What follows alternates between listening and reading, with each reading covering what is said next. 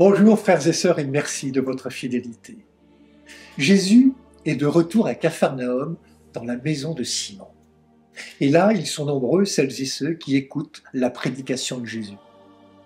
Tout se déroule normalement quand un événement vient perturber ce qui se passe à l'intérieur de cette maison. Ce qui se vit à l'extérieur s'invite à l'intérieur.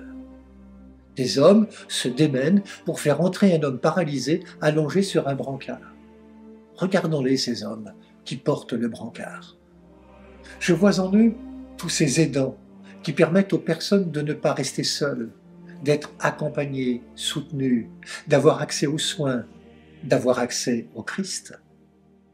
Ils sont nombreux, ces hommes et ces femmes qui, sans faire beaucoup de bruit et parfois même sans beaucoup de reconnaissance, agissent au quotidien pour que l'être humain soit respecté dans sa dignité. Ces hommes et ces femmes qui ouvrent des brèches dans les épais murs de l'indifférence, de la solitude, de l'injustice, des blessures du corps ou de l'âme. Jésus les voit. Voyant leur foi, nous dit l'Évangile.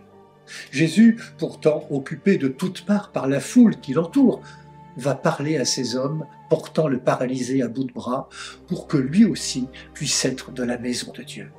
Ce jour-là, la vie du monde est entrée dans la maison et la parole du Seigneur est devenue concrète dans un pardon offert. « Mon enfant, tes péchés sont pardonnés. » Ce qui paralyse vraiment, c'est le péché.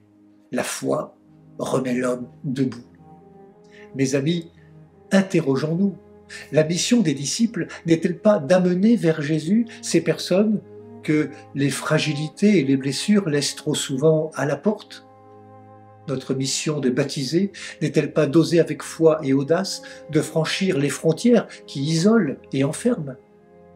Quels sont les murs et les toits d'aujourd'hui qu'il faut oser franchir pour que nous ayons part à la vie nouvelle à laquelle Jésus a voulu donner un visage? Bonne journée à toutes et à tous. Prenez bien soin de vous et des autres.